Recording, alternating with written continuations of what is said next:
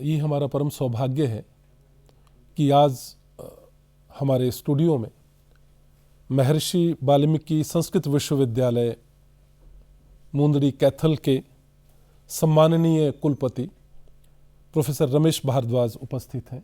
मैं उनका महर्षि दयानंद विश्वविद्यालय परिवार की ओर से हार्दिक अभिनंदन और स्वागत करता हूँ। मित्रों, जैसा कि विदित है कि हरियाणा प्रदेश में महर्षि वाल्मीकि संस्कृत विश्वविद्यालय एक नया विश्वविद्यालय है और उसका उद्देश्य निश्चित रूप से भारतीय संस्कृति, भारतीय परंपरा और भारत की जो मनीषा, उसका अन्वेषण, उसका संवर्धन और उसका संरक्षण करना भी है।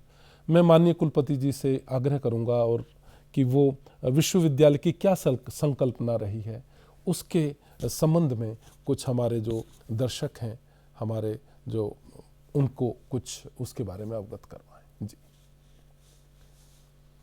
बहुत बहुत धन्यवाद।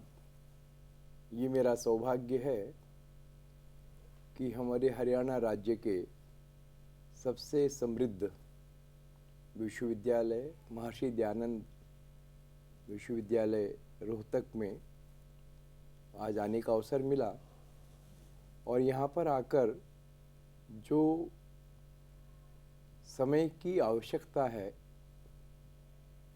कि हम, और जिसको राष्ट्रीय शिक्षा नीति 2020 भी इंगित करती है कि हमको अपनी शिक्षा व्यवस्था में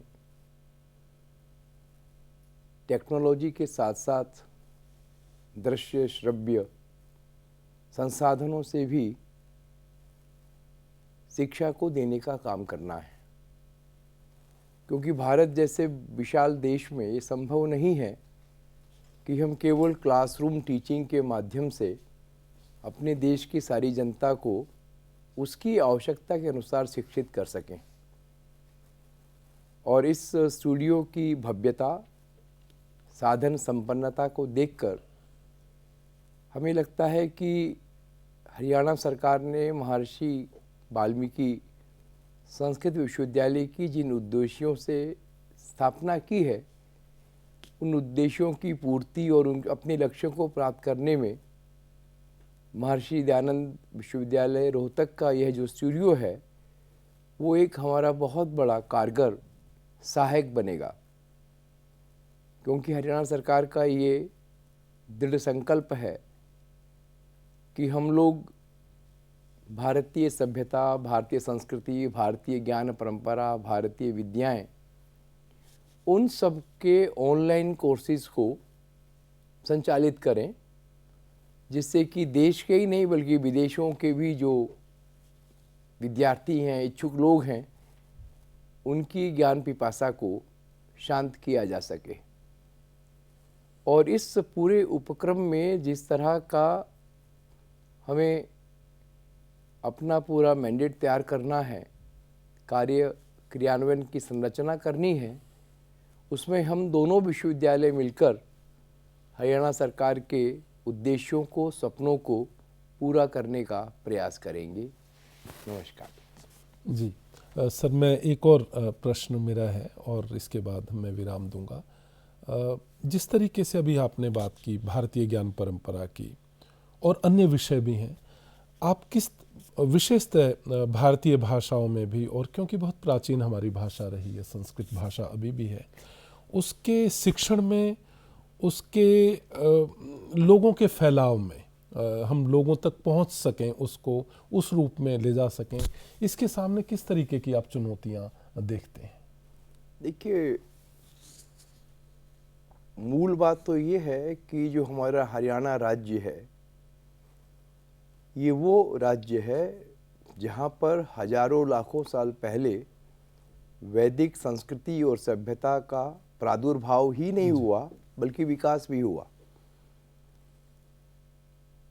यमुना नगर से लेकर और गुजरात के कलीबंगन तक,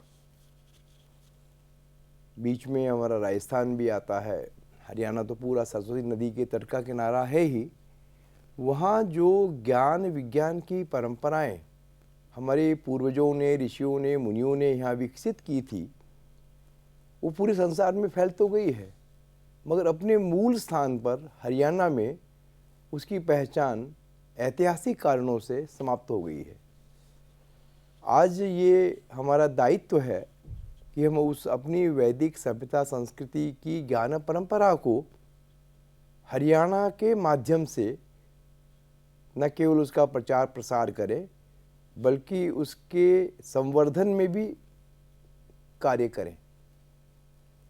अब विषय ये रहता है कि शिक्षा नीति कहती है कि भारतीय ज्ञान परंपरा के संवर्धन का काम होगा, तो वो दृष्टि क्या हो सकती है, इसको लेकर हमारे विश्वविद्यालय में अभी 24, 25, 26 फरवरी को एक हम अंतर्राष्ट्रीय कार्यशाला का आयोजन कर रहे हैं जी।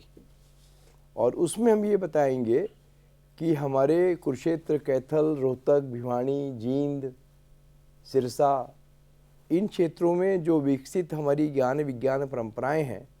अब जैसे क्या है कि कैथल के नाम से एक अलग कपिस्थल संहिता वेद है जी।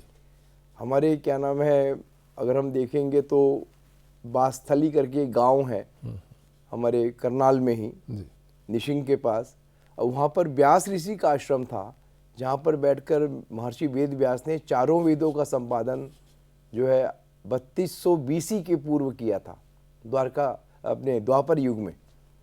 तो उन सब विषयों को लाकर और अपने उन ग्रंथों का पुनः प्रकाशन, प्रचार प्रसार हम लोगों को करना चाहिए।